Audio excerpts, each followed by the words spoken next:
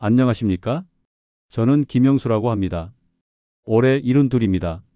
오늘 여러분께 들려드릴 이야기는 제가 평생 겪어본 일 중에서 가장 충격적이었던 일입니다. 아직도 그때를 생각하면 가슴이 먹먹해집니다. 사실 저는 평범한 노인입니다. 젊었을 때는 작은 회사에서 사무 일을 했었습니다. 30년 넘게 성실하게 출근했고 한 번도 지각이나 결근을 한 적이 없었습니다. 동료들 사이에서도 믿음직한 사람이라는 소리를 자주 들었지요. 결혼은 26살에 했습니다. 아내 순덕이와는 맞선으로 만났는데 첫 만남부터 편안한 느낌이 들었습니다. 아내는 참 따뜻한 사람이었습니다. 화를 잘 내지도 않고 항상 웃는 얼굴로 집안을 돌봤습니다. 아이는 하나만 낳았습니다. 외동딸 미정이지요. 이 아이를 낳을 때 아내가 많이 아파했는데 의사가 더 이상 아이 갖기는 어렵다고 하더군요. 그래서 미정이 하나만 키웠습니다. 정말 애지중지 키웠습니다. 미정이는 어릴 때부터 착한 아이였습니다. 공부도 잘했고 부모 말도 잘 들었습니다. 대학도 좋은 곳으로 갔고 졸업 후에는 괜찮은 회사에 취직했습니다. 상철이와는 직장에서 만나서 결혼했는데 처음에는 참 좋은 사이라고 생각했습니다. 손녀 지우가 태어났을 때는 정말 기뻤습니다. 제가 환갑을 넘어서 얻은 손녀였거든요. 작고 빨간 얼굴로 울음을 터뜨리는 모습이 아직도 눈에 선합니다. 그때 아내가 제 손을 잡고 여보, 우리 할아버지 할머니 되었네라고 했던 말이 기억납니다. 아내는 지우를 정말 사랑했습니다. 매일 어린이집에 데려다주고 마중을 나갔습니다. 지우 옷도 직접 만들어 입혔고 맛있는 것도 해줬습니다. 그런 아내를 보면서 저도 참 행복했습니다. 그런데 3년 전 갑자기 아내가 쓰러졌습니다. 뇌출혈이었습니다. 급하게 병원으로 옮겼지만 깨어나지 못했습니다. 45년을 함께 산 아내를 그렇게 보냈습니다. 아내가 돌아간 후 저는 혼자 살기가 어려웠습니다. 요리도 서툴렀고 집안일도 익숙하지 않았습니다. 그때 딸 미정이가 제안했습니다. 아버지, 저희 집에 오셔서 함께 사세요. 혼자 계시기 힘드실 텐데. 처음에는 괜찮다고 했습니다. 아직 건강하니까 혼자서도 충분히 살 수 있다고 생각했거든요. 하지만 미정이와 상철이가 계속 권하는 바람에 결국 함께 살게 되었습니다. 처음에는 정말 행복했습니다. 손녀와 함께하는 시간이 이렇게 소중한 줄 몰랐거든요. 아침에 일어나면 지우가 할아버지 안녕하세요 하고 인사하는 모습이 하루의 시작이었습니다. 저녁에는 함께 TV를 보거나 지우의 숙제를 도와주곤 했지요. 지우는 정말 똑똑한 아이입니다. 학교에서 상도 많이 받아왔고 그림도 잘 그렸습니다. 제가 어릴 적 이야기를 해주면 눈을 반짝이며 들었습니다. 때로는 할아버지, 그때는 어떻게 살았어요? 라고 물어보기도 했지요. 딸 부부도 저를 잘 챙겨주는 것 같았습니다. 병원 갈 때마다 미정이가 따라가 주었고 상철이도 가끔 어르신용 용품을 사다가 주곤 했습니다. 혈압약도 챙겨주고 감기 기운이 있으면 걱정해 주었습니다.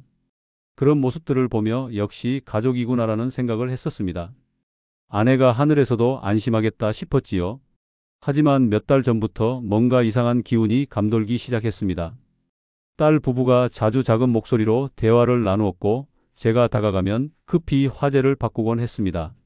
전화를 받을 때도 저를 의식하는 듯한 모습을 보였습니다. 그리고 요즘 들어서는 지우와 저를 함께 있게 하는 시간이 줄어들었습니다. 지우야, 할머니 댁에 가서 놀아라. 아버지, 오늘은 일찍 주무세요. 지우는 학원 가야 해서. 이런 말들이 자주 들렸지만 저는 단순히 바쁜 일상 때문이라고 생각했습니다. 요즘 아이들은 학원도 많이 다니고 어른들도 일이 많으니까 그런가 보다 했지요. 그런데 바로 어제 밤이었습니다. 새벽 2시쯤이었을 겁니다. 나이가 들면서 잠이 자주 깨는 편입니다. 잠이 깨서 화장실에 다녀오는 길이었는데 지우 방 앞을 지나가게 되었습니다. 그런데 문틈 사이로 작은 움직임이 보였습니다. 지우가 깨어있는 것 같았습니다. 지우야? 왜 안 자니? 그때 지우가 방문을 살짝 열고 고개를 내밀었습니다. 아이의 얼굴이 창백했습니다. 뭔가 무서워하는 듯한 표정이었지요. 평소 밝던 아이 얼굴에 그늘이 드리워져 있었습니다.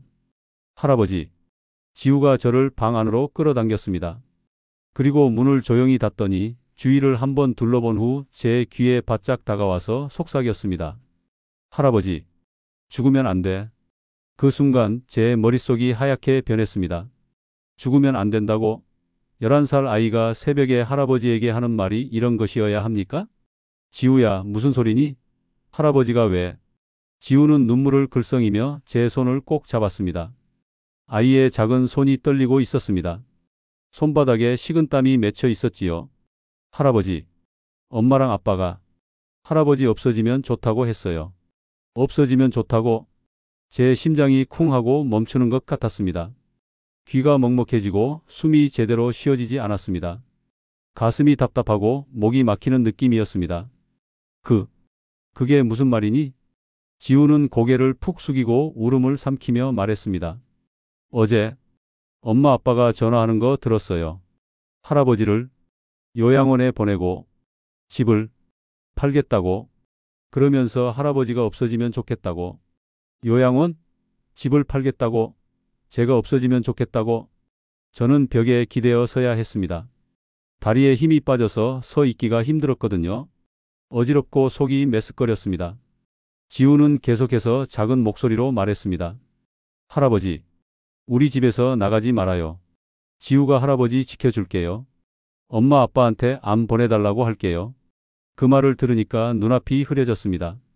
이 작은 아이가, 11살밖에 안 된 이 아이가 어른들의 계획을 알고 저를 지키려고 하고 있다는 사실이 너무 마음 아팠습니다. 지우야, 정말 그런 말을 들었니? 네. 그래서 할아버지한테 말하려고 했는데 무서웠어요. 엄마 아빠가 화낼까봐. 그래도 할아버지는 알아야 할 것 같아서. 저는 지우를 꼭 안아주었습니다. 아이의 머리를 쓰다듬으며 떨리는 목소리로 말했습니다. 고마워, 지우야. 할아버지한테 말해줘서 고마워. 용기 내줘서 고마워. 하지만 속으로는 복잡한 생각들이 소용돌이쳤습니다. 정말 딸과 사위가 그런 계획을 세우고 있는 것일까? 아직까지는 믿기 어려웠습니다. 하지만 지우가 거짓말을 할 리도 없고 아이 얼굴을 보니까 정말 무서워하고 있다는 게 느껴졌습니다. 지우를 재우고 제 방으로 돌아왔지만 잠이 오지 않았습니다. 천장을 보며 계속 생각했습니다. 만약 정말 그런 일이 벌어지고 있다면 저는 어떻게 해야 할까요? 제가 믿고 있던 가족들이 정말 저를 그런 식으로 생각하고 있는 것일까요? 아침이 되었습니다. 평소처럼 식탁에 둘러앉았지만 모든 게 다르게 보였습니다. 딸의 웃음소리, 사위의 아침 인사, 지우의 모습까지 모든 것이 어색하게 느껴졌습니다. 아버지, 오늘 병원 가시는 날이죠? 검진 받으러요. 미정이가 밝게 말했습니다. 하지만 그 웃음이 어제와는 달리 억지스러워 보였습니다. 정말 제 걱정으로 하는 말일까요? 아니면 저는 대답 대신 지우를 바라봤습니다. 아이는 고개를 숙이고 밥을 먹고 있었지만 가끔씩 저를 힐끗힐끗 쳐다봤습니다. 눈빛에 걱정이 가득했습니다. 그 순간 저는 깨달았습니다. 이제부터는 제가 직접 모든 것을 확인해 봐야 한다는 것을. 지우가 들은 말이 정말인지, 제 가족들이 정말 저를 어떻게 생각하고 있는지 진실을 알아내야겠다고 결심했습니다. 병원에 가는 길에서 저는 중요한 질문을 하나 준비했습니다. 혹시 모를 상황에 대비해서 말이지요. 병원에 가는 길이 이렇게 무겁게 느껴진 적은 처음이었습니다. 평소라면 딸 미정이와 함께 이런저런 이야기를 나누며 갔을 텐데 오늘은 말이 나오지 않았습니다. 버스 안에서 창밖을 바라보며 계속 생각했습니다. 지우가 들었다는 그 말들이 정말일까요? 지우의 창백한 얼굴이 계속 머릿속에 떠올랐습니다. 11살 아이가 그런 표정을 지을 이유가 뭐가 있을까요? 아이는 거짓말을 할 줄 모르는 성격입니다. 어릴 때부터 솔직하고 순수했거든요. 버스가 신호등에 멈출 때마다 미정이를 슬쩍 바라봤습니다. 제 딸이지만 오늘은 어쩐지 낯선 사람 같았습니다. 정말 저를 요양원에 보내려고 하는 걸까요? 아버지, 괜찮으세요? 얼굴이 좀 안 좋아 보이는데? 미정이가 걱정스럽게 물었습니다. 평소 같으면 고마운 말이었겠지만 오늘은 달랐습니다. 진심인지 의심이 들었습니다. 혹시 제가 아픈 것처럼 보이게 하려는 건 아닐까요? 괜찮다. 조금 잠을 못 잤을 뿐이야. 요즘 자주 잠을 못 주무시는 것 같은데. 혹시 스트레스 받는 일이 있으세요? 스트레스 받는 일이라니. 지금 가장 큰 스트레스는 바로 이 상황입니다. 병원에 도착해서 진료를 받았습니다. 혈압도 재고 혈액 검사도 했습니다. 심전도 검사도 하고 소변 검사도 했습니다. 제가 혼자 검사 받는 동안 미정이는 밖에서 기다렸습니다. 검사 결과는 다행히 큰 이상이 없다고 했습니다. 혈압도 정상 범위고 혈당도 괜찮다고 했습니다. 그런데 이상한 건 미정이 표정이었습니다. 좋은 결과라고 하는데도 별로 기뻐하지 않았습니다. 아버지 건강하시니까 다행이네요. 입으로는 그렇게 말했지만 표정은 그렇지 않았습니다. 진료가 끝나고 나서 미정이가 먼저 나가라고 했습니다. 아버지, 저는 수납하고 올게요. 먼저 나가서 기다리세요. 혼자 남은 저는 의사 선생님께 조심스럽게 물어봤습니다. 선생님, 혹시 요양원에 입소하려면 어떤 절차가 필요한가요? 의사 선생님의 표정이 순간 굳어졌습니다. 오랫동안 진료해 오신 분이라 그런지 제 상황을 금세 눈치채시는 것 같았습니다. 어르신, 혹시 누군가가 강제로 보내려고 하는 건 아니시죠? 아니요, 그냥 궁금해서요. 하지만 제 눈빛을 본 의사 선생님은 다 알고 있다는 듯이 말씀하셨습니다. 요즘 그런 어르신들이 많이 오십니다. 가족들이 경제적 어려움 때문에. 조심하세요. 본인 동의 없이는 입소할 수 없습니다만 때로는 교묘한 방법을 쓰기도 하거든요. 교묘한 방법이라니. 가슴이 철렁 내려앉았습니다. 어떤 방법 말씀인가요? 치매 진단을 받게 하거나 거동이 불편하다는 진단서를 받게 하는 경우가 있습니다. 그러면 가족 동의만으로도 입소가 가능해지거든요. 또는 정신적으로 판단 능력이 떨어진다는 진단을 받게 하는 경우도 있고요. 그 말을 듣는 순간 온몸에 소름이 돋았습니다. 지우가 들었던 말이 더욱 현실적으로 느껴졌습니다. 어르신, 가족들과 충분히 대화해 보세요. 그리고 혹시 의심스러운 일이 있으면 언제든지 오세요. 제가 도와드릴 수 있는 일이 있을 겁니다. 의사 선생님의 따뜻한 말씀이 고마웠습니다. 집으로 돌아오는 길에서 미정이는 평소보다 더 많은 말을 했습니다. 아버지, 건강하셔서 다행이에요. 그런데 요즘 좀 깜빡깜빡 하시는 것 같아요. 어제도 약 드셨는지 기억 안 나신다고 하셨잖아요. 약? 저는 약을 제때 잘 챙겨 먹는 편인데요. 아침 저녁으로 혈압약 하나씩 빼먹는 법이 없습니다. 어제 그런 말을 한 적이 있나요? 그런 말 했나? 네, 하셨어요. 그래서 걱정이 되는 거예요. 혹시 모르니까 정기적으로 검진 받으셔야 할 것 같아요. 특히 치매 같은. 치매라는 말이 또 나왔습니다. 이상했습니다. 분명히 제 기억에는 그런 말을 한 적이 없는데 나는 멀쩡하다. 약도 잘 챙겨 먹고 있고.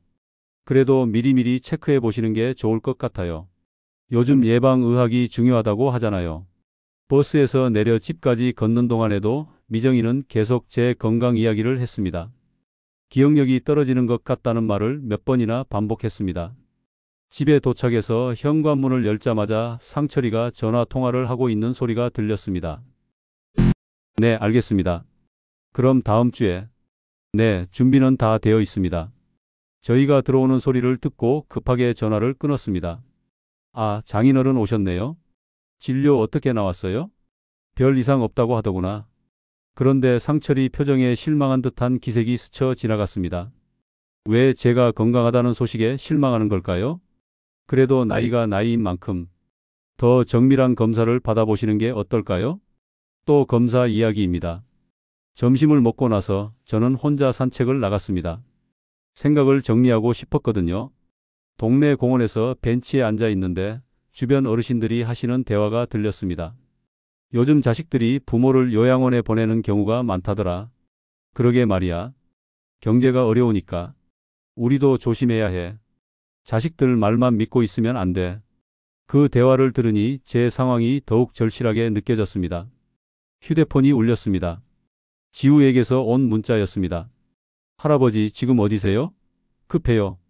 급하다니? 뭔가 일이 생겼나 봅니다. 급하게 집으로 돌아갔습니다. 집에 도착하니 지우가 현관에서 저를 기다리고 있었습니다. 얼굴이 창백했습니다. 학교에서 일찍 들어온 것 같았습니다. 할아버지, 제 방으로 와요. 조용히요. 지우 방에 들어가자마자 아이는 문을 잠갔습니다. 그리고 가방에서 작은 녹음기를 꺼냈습니다. 할아버지, 이거 들어보세요. 녹음기에서 나오는 소리는 딸과 사위의 목소리였습니다. 이번 달 안에 정리해야 해. 더 이상 미룰 수 없어. 아버님한테는 어떻게 말할 거야? 병원에서 치매 진단 받으시면 되잖아. 그러면 우리가 결정할 수 있어. 치매 진단을? 그게 가능해? 요즘 의사들도 사정을 이야기하면 이해해줘. 경제적으로 어려운 가정이 많거든. 저는 귀를 의심했습니다. 치매 진단을 받게 하겠다고? 거짓으로? 녹음은 계속 이어졌습니다. 집은 언제쯤 팔 수 있을까? 부동산에서 연락 왔어. 다음 주에 실거래가 나온다고 해. 그럼 아버님은? 요양원에 빈자리 있다고 했잖아. 치매 진단만 나오면 바로 입소 가능해. 지우는 어떻게 할 거야? 당분간 할머니 댁에 보내면 돼. 아버님이 적응할 때까지. 더 이상 들을 수가 없었습니다. 지우에게 녹음기를 끄라고 손짓했습니다. 지우야, 이건 언제 녹음한 거니? 오늘 오전에요. 할아버지 병원 가신 사이에 학교에서 일찍 나와서 녹음했어요. 지우가 울음을 참으며 말했습니다. 할아버지, 정말 요양원 가실 거예요? 저 혼자 남으면 어떻게 해요? 저는 지우를 안아주며 말했습니다. 할아버지가 있잖니? 걱정하지 마. 하지만 속으로는 절망감이 밀려왔습니다. 제가 믿고 있던 가족들이 정말 이런 계획을 세우고 있었다니. 저녁 식사 시간이 되었습니다. 평소와 똑같이 식탁에 앉았지만 모든 것이 다르게 보였습니다. 딸과 사위의 얼굴이 낯설게 느껴졌습니다. 아버지, 오늘 의사 선생님이 뭐라고 하셨어요? 미정이가 물었습니다.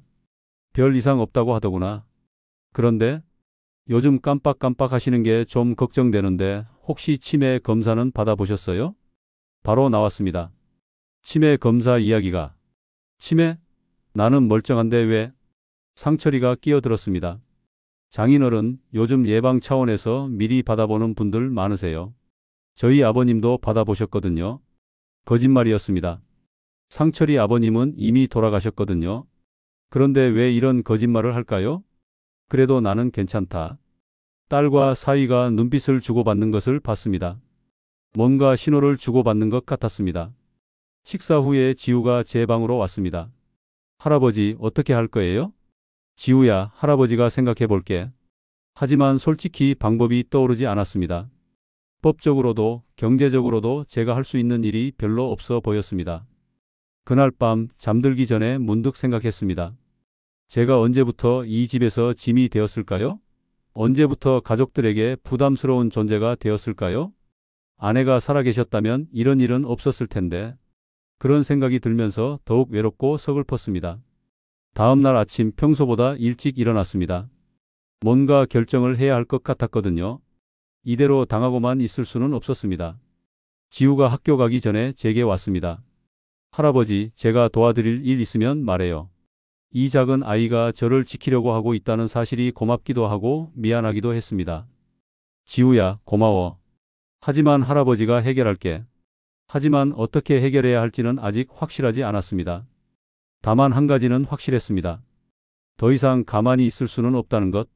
제 운명을 제가 결정해야 한다는 것. 그리고 가장 중요한 것은 지우만큼은 제가 지켜야 한다는 것이었습니다. 이 순수한 아이가 어른들의 이기심 때문에 상처받게 할 수는 없었습니다. 오늘부터는 제가 직접 행동에 나서야겠다고 마음먹었습니다. 정확한 진실을 더 자세히 확인하고 제가 할 수 있는 모든 방법을 찾아보기로 했습니다. 그리고 지우와 함께 이 문제를 해결할 구체적인 계획을 세워야겠다고 생각했습니다. 그날부터 저는 딸과 사위의 행동을 유심히 관찰하기 시작했습니다. 평소와 다른 점들이 하나씩 눈에 들어오기 시작했습니다. 전화를 받을 때 제가 없는 곳으로 가서 받는다든지, 제가 다가가면 급하게 대화를 끝낸다든지, 이런 일들이 자주 반복되었습니다. 며칠 뒤 딸이 갑자기 말했습니다. 아버지, 내일 병원 한 번 더 가보시는 게 어때요? 정신건강의학과에서. 정신건강의학과라니? 제가 정신병이라도 있다는 말인가요? 왜 갑자기 그런 곳을? 요즘 자꾸 깜빡깜빡 하시잖아요. 혹시 모르니까. 저는 단호하게 말했습니다. 나는 안 간다. 멀쩡한데 왜 그런 곳을 가야 하나? 미정이 표정이 순간 굳어졌습니다. 아버지, 우리가 걱정되어서 하는 말인데. 걱정? 정말 나를 걱정해서 하는 말인가? 그 말에 딸은 말을 잇지 못했습니다. 다음 날 지우가 학교에서 돌아와서 제게 급하게 말했습니다. 할아버지, 큰일 났어요. 무슨 일이니? 엄마가 학교에 전화했어요. 저를 할머니 댁에 보낸다고. 할머니 댁이라니? 그곳은 여기서 버스로 2시간은 걸리는 곳입니다. 언제부터? 이번 주말부터요. 할아버지, 저 가기 싫어요. 지우가 울먹이며 말했습니다. 이제 정말 저와 지우를 떼어 놓으려는 계획이 실행되고 있는 것입니다.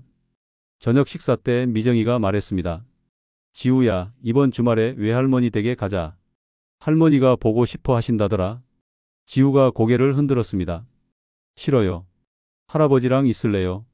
상철이가 목소리를 높였습니다. 애가 왜 이래? 어른 말씀에 토 달고. 그때 저도 참지 못하고 말했습니다. 아이가 싫다는데 왜 억지로 보내려고 하나? 장인어른은 끼어들지 마세요. 아이 교육 문제입니다. 상철이의 말투가 평소와 달랐습니다. 무례하고 차갑게 느껴졌습니다. 그날 밤 잠이 오지 않아서 거실로 나왔습니다. 딸과 사위가 부엌에서 작은 목소리로 대화하고 있었습니다. 이번 주에는 꼭 병원에 모시고 가야 해. 더 이상 미룰 수 없어. 아버지가 안 가신다고 하시는데 억지로라도 모시고 가야지. 진단서 없으면 아무것도 진행할 수 없잖아. 그런데 이렇게 하는 게 맞나? 딸의 목소리에 망설임이 있었습니다. 지금 우리 상황을 봐. 다음 달이면 정말 끝이야. 10도 넘어가고 우리는 길거리에 나앉게 돼. 상철이의 목소리는 절박했습니다. 그래도 아버지를, 장모님도 이 상황 알고 계셔. 어쩔 수 없다고 하셨잖아. 장모님까지 이 계획에 동의했다는 말인가요? 저는 충격을 받았습니다. 다음 날 아침 갑자기 구급차 소리가 들렸습니다. 이상하다고 생각하며 창문을 내다봤는데 구급차가 우리 집 앞에 서 있었습니다. 미정이가 급하게 말했습니다. 아버지 갑자기 쓰러지셨어요. 빨리 병원 가야 해요. 쓰러졌다고? 저는 멀쩡히 서 있는데요. 나는 괜찮다. 쓰러진 적 없다. 그런데 구급대원들이 들어와서 저를 눕히려고 했습니다. 어르신, 가족분이 의식을 잃으셨다고 신고하셨는데 나는 의식 잃은 적 없습니다. 하지만 구급대원들은 딸의 말을 더 믿는 것 같았습니다. 어르신, 일단 병원에서 검사 받아보시는 게. 저는 단호하게 거부했습니다. 나는 안 갑니다. 멀쩡한 사람을 왜 병원에 데려가려고 하나요? 1시간 넘게 실랑이를 벌인 끝에 구급대원들이 돌아갔습니다. 하지만 이 일로 저는 확실히 깨달았습니다. 이들이 정말로 저를 병원에 강제로 보내려 한다는 것을. 그날 오후 지우가 학교에서 돌아와서 제게 작은 쪽지를 건넸습니다. 할아버지, 이거. 쪽지에는 이런 내용이 적혀 있었습니다. 내일 오후 2시 정신건강의학과 예약됨. 강제 입원 가능성 있음. 지우가 어디서 이런 정보를 얻었는지 물어봤습니다. 엄마 가방에서 봤어요. 병원 예약증이랑 여러 서류들. 강제 입원이라니. 정말 이런 일이 가능한 건가요? 그날 저녁 저는 결심하고 딸과 사위를 마주 봤습니다. 미정아, 상철아, 너희들이 뭘 계획하고 있는지 다 안다. 두 사람의 얼굴이 순간 하얗게 변했습니다. 아버지, 무슨 말씀이세요? 요양원 이야기, 집 매각 이야기, 치매 진단 받게 하려는 계획. 다 들었다. 상철이가 벌떡 일어났습니다. 누구한테 들으셨어요? 그게 중요한가? 중요한 건 너희들이 나를 속이려 했다는 거다. 미정이가 눈물을 글썽이며 말했습니다. 아버지, 저희도 어쩔 수 없었어요. 빚이 너무 많아서. 빚은 너희 문제다. 나를 속여서 해결할 문제가 아니야. 상철이가 화를 내며 말했습니다.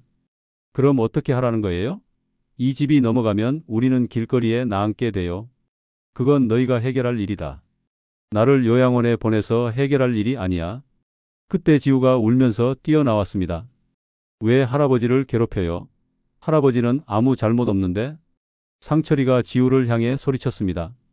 너는 가만히 있어. 어른들 일에 끼어들지 마. 저는 지우를 감쌌습니다. 아이한테 왜 그래? 이 모든 일의 원인이 저 애 때문이에요. 자꾸 장인어른 편만 들고. 그 말을 듣고 저는 완전히 분노했습니다. 지우가 무슨 잘못을 했다는 거야? 아이는 진실을 말한 것뿐이다. 진실? 저 애가 무슨 진실을 알아요? 너희들이 나를 속이려 한다는 진실을 안다는 거야. 그날 밤은 정말 길었습니다. 딸과 사위는 자기 방에 들어가 버렸고 지우는 제 방에 와서 함께 있었습니다. 할아버지, 우리 어떻게 해요? 지우의 작은 손이 떨리고 있었습니다. 걱정하지 마, 지우야. 할아버지가 뭔가 방법을 찾을 거야. 하지만 솔직히 막막했습니다. 법적으로나 현실적으로 제가 할 수 있는 일이 많지 않았습니다. 나이 많은 노인이 젊은 가족들과 맞서 싸우기에는 너무 힘든 상황이었습니다. 다음 날 아침 딸과 사위는 평소처럼 행동했습니다. 마치 어젯밤 일이 없었던 것처럼. 아버지, 아침 드세요. 오늘 날씨 좋네요. 그런 모습이 더욱 무섭게 느껴졌습니다. 점심즈음 갑자기 현관벨이 울렸습니다. 낯선 남자 2명이 서 있었습니다. 김영수 어르신이세요? 요양원에서 나왔습니다. 요양원에서? 이미 입소 절차가 진행되고 있다는 말인가요? 저는 요양원 갈 생각 없습니다.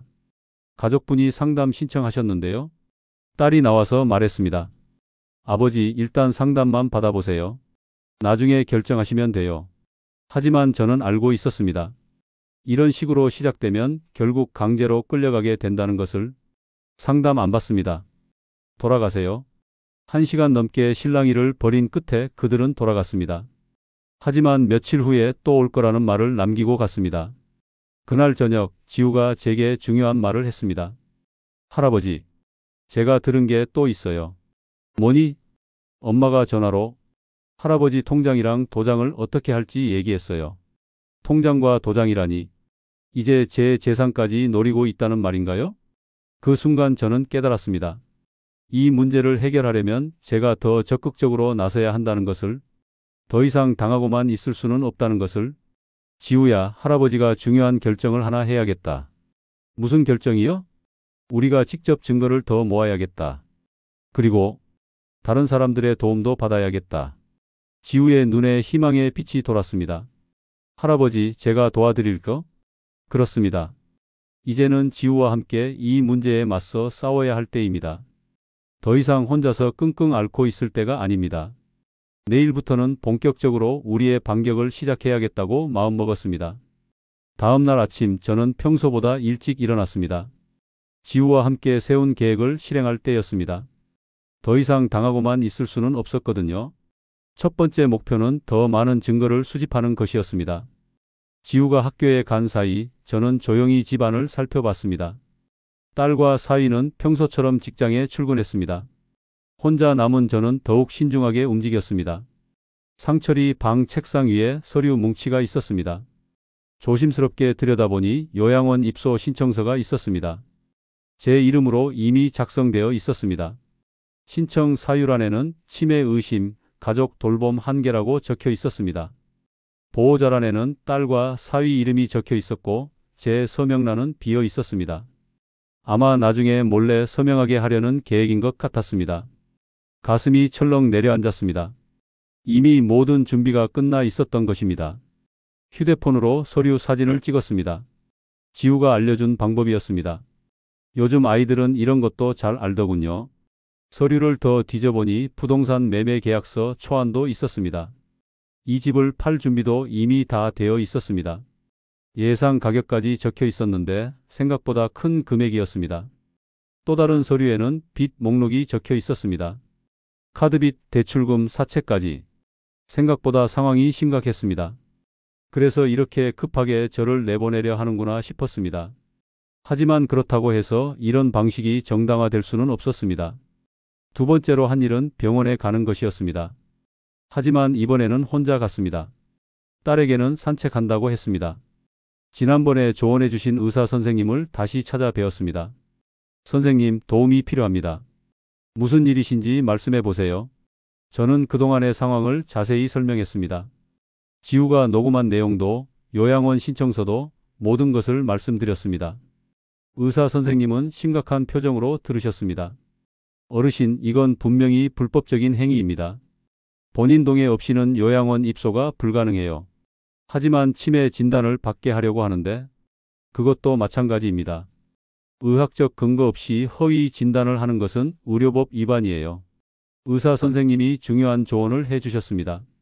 어르신, 일단 정신건강 상태를 정확히 검사받으세요. 정상이라는 진단서를 받아두시는 게 좋겠어요. 그래서 그 자리에서 치매 검사를 받았습니다. 기억력 테스트, 인지능력 검사, 언어능력 검사 등을 받았는데 모든 결과가 정상이었습니다. 어르신 인지 능력은 나이에 비해 오히려 우수한 편입니다. 치매 징후는 전혀 없어요. 정식 진단서도 발급받았습니다. 이것만으로도 큰 무기가 생긴 셈이었습니다. 병원에서 나오면서 한 가지 더 중요한 정보를 얻었습니다. 간호사 선생님이 귀띔해 주신 내용이었습니다. 어르신, 최근에 가족분이 어르신 치매 진단에 대해 문의 전화를 여러 번 하셨어요. 그래요? 네. 어떻게 하면 치매 진단을 받을 수 있는지, 어떤 증상을 보여야 하는지, 그런 내용들이요. 이것으로 딸의 계획이 얼마나 치밀했는지 알 수 있었습니다. 집으로 돌아오니 지우가 학교에서 돌아와 있었습니다. 할아버지, 어떻게 됐어요? 저는 지우에게 오늘의 성과를 보여줬습니다. 서류 사진들과 진단서까지. 와, 할아버지 대단해요. 지우도 오늘 중요한 일을 해냈다고 했습니다. 할아버지, 저도 녹음한 게 더 있어요. 오늘 점심시간에 집에 와서 또 녹음을 했다는 것입니다. 학교에서 배탈 났다고 조퇴를 했던 것입니다. 엄마가 할머니랑 전화하는 거 들었어요. 녹음기를 틀어보니 놀라운 내용이었습니다. 어머님, 저희 아버지를 어떻게든 설득해야 해요. 그게 쉽겠니? 고집이 센 분 같은데? 안 되면 강제로라도. 우리 상황이 너무 급해요. 지우는 당분간 여기 있게 하고 시간을 벌어야겠다. 안사동까지 이 계획에 참여하고 있었다는 사실이 충격적이었습니다. 하지만 동시에 희망도 생겼습니다. 이제 우리에게도 증거가 있다는 것입니다. 세 번째로 한 일은 주변에 도움을 요청하는 것이었습니다. 저녁 산책을 나간다고 하고 동네 주민센터에 갔습니다. 사회복지사 선생님께 상황을 설명했습니다. 어르신, 이런 경우 신고할 수 있어요.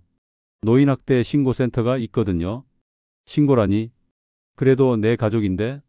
가족이라고 해서 불법적인 행위가 용납되는 건 아니에요. 어르신 권리를 보호해야 합니다. 복지사 선생님이 여러 방법을 알려주셨습니다. 법적 대응 방법, 상담 서비스, 임시 거주지 지원 등. 일단 상담받아 보시고 필요하면 언제든 연락하세요. 명함을 받아왔습니다. 든든한 지원군이 생긴 기분이었습니다. 또한 법률 상담도 무료로 받을 수 있다는 정보를 얻었습니다. 다음 주에 변호사 선생님과 상담이 예정되어 있다고 했습니다. 집으로 돌아가는 길에 또 다른 희망을 발견했습니다. 동네 경로당에서 만난 어르신이 말씀하셨습니다. 요즘 그런 일 많다더라. 우리끼리 서로 도와야 해. 저희 동네에도 그런 모임이 있어요. 어르신들 권익 보호하는 모임. 그 모임에 대한 정보도 얻었습니다. 매주 화요일마다 모인다고 했습니다. 혼자가 아니라는 생각에 마음이 한결 가벼워졌습니다. 경로당에서 만난 박 할아버지께서는 더 구체적인 조언을 해주셨습니다. 나도 비슷한 일 겪었는데 결국 해결했어. 포기하지 마. 어떻게 해결하셨어요? 증거 모으고 주변에 도움 요청하고 끝까지 버텼지. 결국 자식들이 포기하더라고. 박 할아버지의 경험담이 큰 도움이 되었습니다. 그날 저녁 딸과 사위가 또 제게 압박을 가했습니다. 아버지, 내일은 정말 병원 가셔야 해요. 안 간다고 했잖아. 그러시면 저희도 어쩔 수 없이 다른 방법을 써야 해요. 다른 방법이라니? 뭔가 위협적인 말투였습니다. 상철이가 더 직접적으로 말했습니다. 장인어른이 협조 안 해주시면 법원에 후견인 신청을 할 수도 있어요. 후견인 신청이라니? 저를 판단 능력이 없는 사람으로 만들겠다는 뜻이었습니다. 하지만 이번에는 달랐습니다. 저에게도 준비된 것이 있었거든요. 미정아, 너도 이제 그만둬라. 아버지, 나한테도 준비된 게 있다. 더 이상 이런 식으로 하지 마라. 제 호주머니에 있던 진단서를 꺼내 보여줬습니다. 이게 뭐예요? 내 정신건강 진단서다. 정상이라고 나와 있다. 딸과 사위의 얼굴이 하얗게 변했습니다. 그리고 너희들이 하는 말들 다 녹음되어 있다. 이번에는 완전히 당황하는 모습이었습니다. 아버지, 어떻게? 지우가 도와줬다. 그 아이만이 나를 진정으로 걱정하더구나. 그날 밤 지우와 함께 내일의 계획을 세웠습니다. 할아버지, 내일은 뭘 할 거예요? 우선 복지센터에 정식으로 상담 신청을 하자. 그리고 경로당 모임에도 참여해보고. 저도 도와드릴게요. 지우의 밝은 모습을 보니 가슴이 따뜻해졌습니다. 이 아이 때문에라도 포기할 수 없었습니다. 다음 날 계획대로 복지센터에 갔습니다. 상담을 받고 앞으로의 절차에 대해 자세히 알아봤습니다. 어르신, 충분히 해결 가능한 문제예요. 포기하지 마세요. 복지사 선생님의 격려가 큰 힘이 되었습니다. 경로당에서는 비슷한 경험을 한 어르신들을 만났습니다. 저도 그런 일 겪어봤는데 결국 해결했어요. 포기하지 말고 끝까지 싸우세요. 같은 처지의 분들이 이렇게 응원해 주시니 용기가 생겼습니다. 오후에는 지우와 함께 더 구체적인 준비를 했습니다. 녹음 내용들을 정리하고 서류들을 복사하고 연락처들을 정리했습니다. 할아버지, 우리 꼭 이길 거예요. 지우의 확신에 찬 목소리가 저에게도 힘을 주었습니다. 그날 저녁 딸과 사위가 마지막 통첩을 보내왔습니다. 아버지, 내일까지만 기다려 드릴게요. 그 후로는 어떻게 하겠다는 거지? 어쩔 수 없이 법적 절차를 밟을 수도 있어요.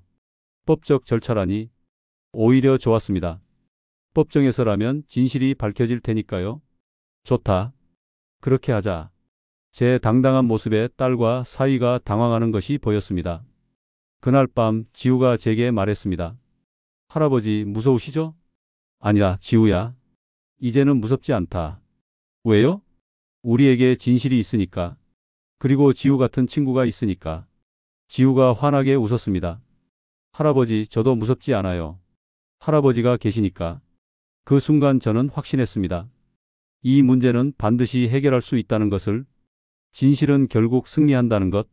내일부터는 본격적인 대결이 시작될 것입니다. 하지만 이제는 두렵지 않았습니다. 준비도 되어 있고 지원군도 있고 무엇보다 지우라는 든든한 동반자가 있으니까요. 이제 마지막 승부를 걸 때가 왔습니다.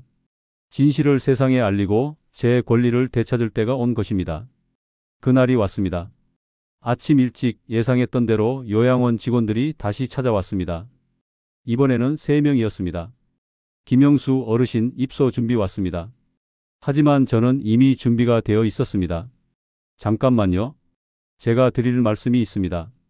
호주머니에서 진단서를 꺼내 보여드렸습니다. 이것은 어제 받은 제 정신건강 진단서입니다. 치매나 인지장애가 전혀 없다고 나와 있습니다. 요양원 직원들이 당황하는 표정을 지었습니다. 그리고 이것은 가족들의 대화를 녹음한 것입니다. 지우가 준비해둔 녹음기를 재생했습니다. 딸과 사위가 저를 속여서 요양원에 보내려 했던 대화가 또렷하게 들렸습니다. 어르신, 이런 경우에는 저희도 입소를 진행할 수 없습니다. 요양원 직원들이 딸과 사위를 쳐다봤습니다. 가족분들이 허위 신고를 하신 것 같은데요? 상철이가 급하게 변명했습니다. 그게 아니라 장인어른이 깜빡깜빡하셔서. 하지만 증거 앞에서는 더 이상 변명할 수 없었습니다. 요양원 직원들이 돌아간 후 집안은 무거운 침묵이 흘렸습니다. 지우가 제 옆에 와서 손을 잡았습니다. 할아버지, 이겼어요. 하지만 저는 기쁘기보다는 복잡한 마음이었습니다. 이긴 것은 맞지만 가족 간의 신뢰는 깨져버렸으니까요. 딸 미정이가 울먹이며 말했습니다. 아버지, 죄송해요. 정말 어쩔 수 없었어요. 어쩔 수 없다고 해서 거짓말을 해도 되는 건 아니다. 상철이는 고개를 푹 숙이고 있었습니다. 장인어른, 저희가 잘못했습니다. 그날 오후 저는 중요한 결정을 내렸습니다. 미정아, 나는 이 집을 나가겠다. 아버지, 그러지 마세요. 하지만 나 혼자 나가는 건 아니다. 제 다음 말에 모든 사람이 귀를 기울였습니다. 지우와 함께 살 집을 구했다. 며칠 전부터 알아보고 있던 작은 전세집이었습니다. 제 적금으로 충분히 감당할 수 있는 곳이었습니다. 지우의 얼굴이 환해졌습니다. 정말요, 할아버지? 그래. 우리 둘이서 살자. 미정이가 펄쩍 뛰었습니다. 아버지, 지우를 데려가시면 안 돼요. 왜 안 되나? 지우가 원한다면. 지우가 고개를 끄덕였습니다. 저는 할아버지와 살고 싶어요. 상철이가 반대했습니다. 그럴 수는 없습니다. 지우는 저희 딸이에요. 맞다. 하지만 지우가 선택할 권리도 있다. 저는 지우를 바라봤습니다. 지우야, 정말 할아버지와 살고 싶니? 네. 할아버지가 저를 지켜주셨으니까 이제는 제가 할아버지를 지켜드릴게요. 그 말에 모든 사람이 조용해졌습니다. 하지만 현실적으로 지우를 데려갈 수는 없었습니다. 법적으로도 상식적으로도 부모와 떨어져 살기는 어려웠으니까요. 그래서 저는 다른 제안을 했습니다. 그럼 이렇게 하자. 나는 혼자 나가서 살겠다. 대신 지우는 언제든 할아버지 집에 올 수 있게 해달라. 그리고 앞으로는 지우와 나를 떼어 놓으려고 하지 마라. 딸과 사위가 서로를 바라봤습니다. 며칠간의 조용한 시간이 흘렀습니다. 그 사이 저는 새 집을 구하고 이사 준비를 했습니다. 많은 짐은 없었습니다. 오랫동안 모아온 책들과 아내의 유품 몇 가지, 그리고 지우와 찍은 사진들이 전부였습니다. 이사 전날 밤 딸이 제 방으로 찾아왔습니다. 아버지, 정말 가시는 거예요? 그래, 저희가 정말 잘못했어요. 아버지를 그런 식으로 대할 생각은 아니었는데. 미정이가 눈물을 흘렸습니다. 우리 형편이 너무 어려워서 다른 방법이 없다고 생각했어요. 저는 딸의 손을 잡았습니다. 미정아, 나도 이해한다. 너희가 힘든 건 안다. 하지만 그렇다고 해서 거짓말을 해도 되는 건 아니야. 가족끼리는 진실해야 하는 거다. 딸이 더 큰 소리로 울었습니다. 아버지, 용서해 주세요. 이미 용서했다. 다만 이제는 서로 거리를 두고 지내는 게 좋겠다. 이사 당일 지우가 도와주겠다고 했습니다. 할아버지, 제가 짐 옮겨 드릴게요. 고마워, 지우야. 새 집은 작았지만 깔끔했습니다. 방 2개의 작은 거실, 그리고 주방이 있었습니다. 할아버지, 여기가 제 방이에요? 지우가 작은 방을 가리키며 물었습니다. 그래. 지우가 놀러 올 때 쓸 방이야. 와, 정말 좋아요. 지우가 기뻐하는 모습을 보니 제 마음도 따뜻해졌습니다. 며칠 후 딸에게서 전화가 왔습니다. 아버지, 지우가 매일 할아버지 집에 가겠다고 해요. 그럼 보내줘라. 하지만 지우는 나를 지켜준 아이다. 그 아이만큼은 자유롭게 할아버지를 만날 수 있게 해줘라. 결국 딸도 동의했습니다. 지우는 학교가 끝나면 거의 매일 제 집에 왔습니다. 함께 저녁을 먹고 숙제를 하고 TV를 봤습니다. 할아버지, 혼자 사는 거 외롭지 않으세요? 지우가 있어서 외롭지 않다. 저도요. 할아버지 집이 진짜 집 같아요. 한 달쯤 지난 어느 날 상철이가 제 집에 찾아왔습니다. 장인어른, 죄송합니다. 고개를 숙이고 서 있는 사위를 보니 마음이 복잡했습니다. 들어와라. 장인어른, 저희가 정말 잘못했습니다. 변명의 여지가 없어요. 상철이가 진심으로 사과하는 모습이었습니다. 앞으로는 지우와 장인어른의 만남을 방해하지 않겠습니다. 그리고 가끔씩 안부 인사드려도 될까요? 저는 잠시 생각해 봤습니다. 그래도 되겠다. 몇 달이 흐른 후 저는 새로운 생활에 완전히 적응했습니다. 동네 경로당에도 나가고 복지관 프로그램에도 참여했습니다. 비슷한 경험을 한 어르신들과 이야기를 나누기도 했습니다. 김 할아버지는 정말 잘 해결하셨어요. 저도 용기를 내야겠어요. 제 경험이 다른 분들에게 도움이 되는 것 같아 뿌듯했습니다. 지우는 여전히 매일 와서 저와 시간을 보냈습니다. 아이는 훨씬 밝아졌고 성적도 더 좋아졌습니다. 할아버지, 제가 커서 돈 많이 벌면 할아버지랑 큰 집에서 살래요. 그래, 지우야. 할아버지가 그때까지 건강하게 있을게. 어느 날 딸에게서 편지가 왔습니다. 아버지, 그동안 정말 죄송했습니다. 아버지의 용기 덕분에 저희도 많이 반성했습니다. 이제는 정직하게 살아보려고 합니다. 빚도 조금씩 갚아나가고 있고 지우도 예전보다 훨씬 밝아졌습니다. 아버지께서 지우를 지켜주셔서 감사합니다. 편지를 읽으며 마음이 따뜻해졌습니다. 오늘도 지우가 와서 물었습니다. 할아버지, 후회하지 않으세요? 엄마 아빠랑 떨어져 사는 거 전혀 후회하지 않는다. 할아버지는 지우 덕분에 진짜 용기가 뭔지 알았어. 할아버지도 저에게 용기를 주셨어요. 어른들한테 진실을 말하는 용기요. 그렇습니다. 우리는 서로에게 용기를 준 것입니다. 창밖을 보니 해가 지고 있었습니다. 지우가 집에 돌아갈 시간이었습니다. 할아버지, 내일도 올게요. 그래, 기다리고 있을게. 지우가 떠난 후 혼자 앉아서 생각했습니다. 가족이란 무엇일까요? 피가 섞였다고 해서 가족일까요? 아니면 서로를 진심으로 아끼는 마음이 가족을 만드는 걸까요? 제가 내린 결론은 이것입니다. 진정한 가족은 서로를 속이지 않고 어려울 때 함께하며 서로의 편이 되어주는 사람들입니다. 그런 의미에서 지우는 제게 가장 소중한 가족입니다. 이 이야기를 듣는 여러분께 전하고 싶습니다. 나이가 들었다고 해서 당해야 하는 것은 아닙니다. 가족이라는 이름으로 부당한 일을 겪으신다면 용기를 내세요. 진실은 언제나 빛을 보게 되어 있습니다. 그리고 가장 중요한 것은 여러분을 진심으로 사랑하고 지켜주려는 사람이 반드시 있다는 것입니다. 그 사람을 찾으세요. 그리고 그 사람과 함께 새로운 시작을 하세요. 제게는 지우가 있었습니다. 여러분께도 그런 사람이 있을 것입니다. 포기하지 마세요. 끝까지 용기를 잃지 마세요. 여러분의 용기 있는 선택이 언젠가는 분명히 아름다운 결실을 맺을 것입니다. 마지막으로 이 이야기가 도움이 되셨다면 주변 분들께도 들려주세요. 비슷한 어려움을 겪고 계신 분들께 작은 희망이 될 수 있을 것입니다. 감사합니다.